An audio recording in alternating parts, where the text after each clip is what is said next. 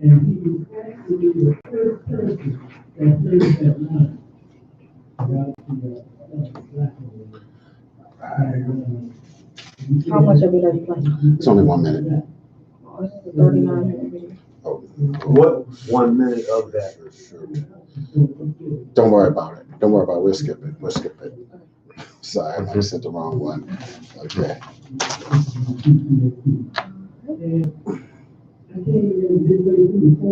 Start with it because I don't have the flyer. Okay, well, we don't have the session up yet. All right. Good afternoon.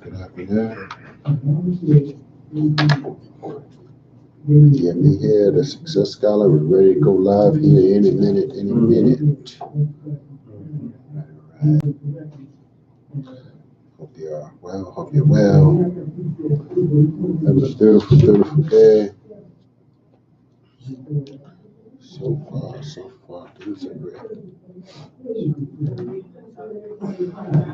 Okay, well. And then I'll come in at the end to do the video, okay? Well, he said we don't need it. That was the first video. Okay, Yeah, all let's right. talk about it. So let me just let you go ahead and get things started. I got you. So I've got the audio is muted. Check. I've got the session up. But if you want to check. Check. Okay. Sir, can you say something, Check. please? Check. 1, 2. Good. All right. We're good. Okay, y'all. Audio is muted. 3, 2.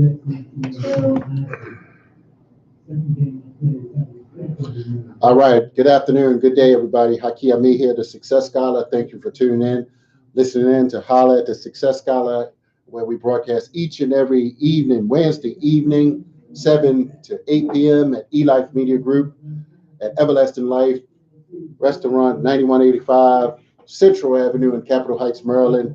So I just want to thank you all for, follow, share, like, subscribe to the page here. We always bring in some in-depth knowledge, powered speakers, thinkers, readers, scholars, in all walks of life. And so I have joining me here this afternoon and evening a brother who shouldn't need no introduction, but he's been actually on my show once before, but he's doing a one-man show on the life and legacy of Malcolm X. And, I have the honor and pleasure to introduce him. He's a former professional fighter. Professional? Yes, sir. Okay, right. Actor, workshop facilitator, as well as a mentor and he created By Any Means Edutainment. So let me welcome Brother Darrick. Yes, sir. Good to see you again, brother. Here. Thank you. It's a pleasure.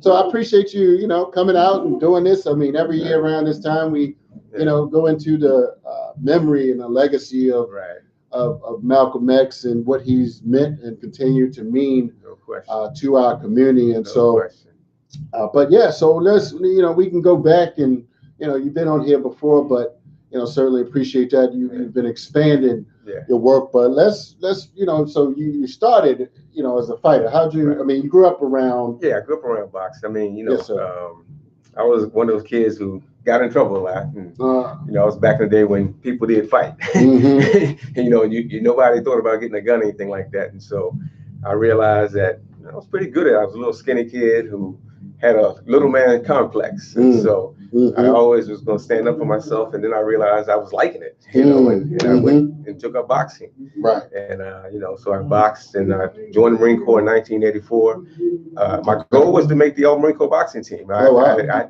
didn't really consider going to the military. I had a recruiter who talked me into all these famous fighters. Like one of the fighters I really liked back in the day was Kenny Norton, former Marine. Ken Norton? Okay, Ken Norton. Yeah, Right. Okay. Former Marine. Yes. And Leon Spinks, and then he just started naming a whole bunch of fighters who I was very much aware of. Wow. And he talked me into joining the Marine Corps. And so my goal was to become an All Marine Corps boxer, and I achieved that goal.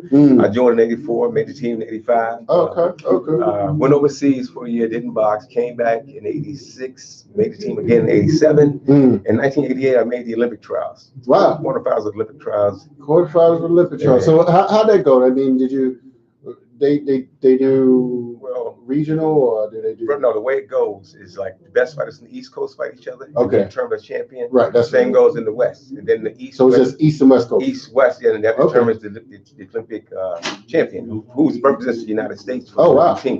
Okay. So you have a tournament for the best fighters of the East Coast going against each other, and the same thing goes on at the West Coast. So the East Coast champions go fight the West Coast champion, and you determine who's going to be the representative for the United States. And I made it to the quarterfinals of the Eastern Finals.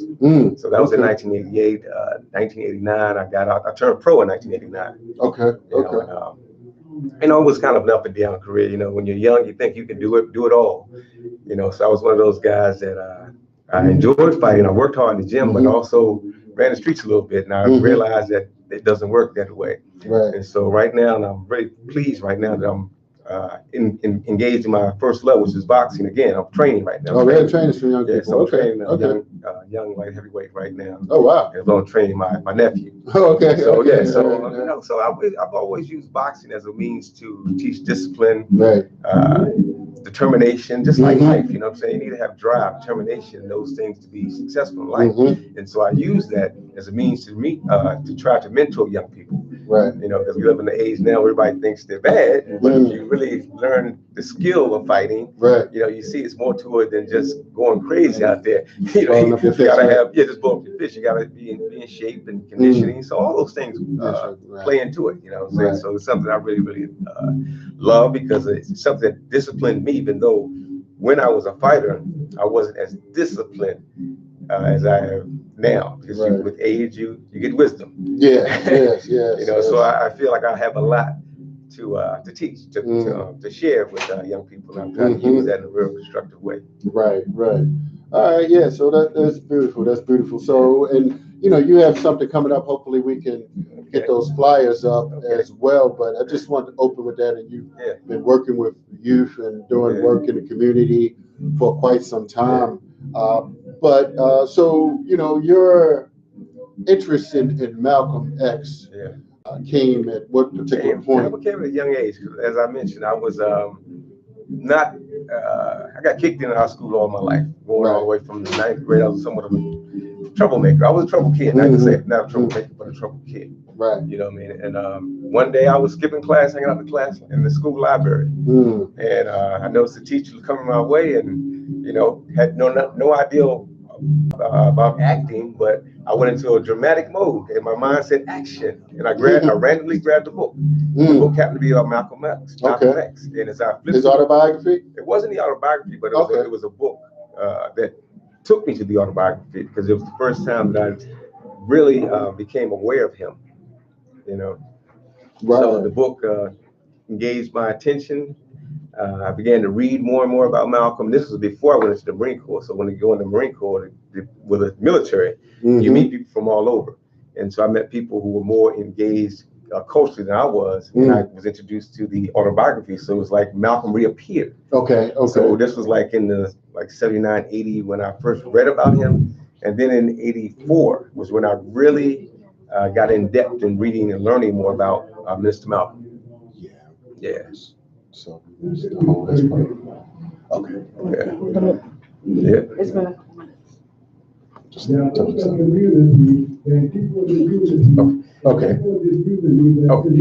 So you know, his life is a very interesting one. I think that engages many of us. You know, because you know, when I read the autobiography of Malcolm X, it kind of paralleled to some things I had gone through. We're gonna start. Okay. I'm sorry. Okay. I'm sorry.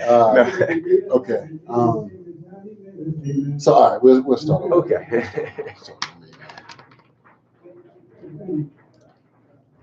Those two things I can talk about.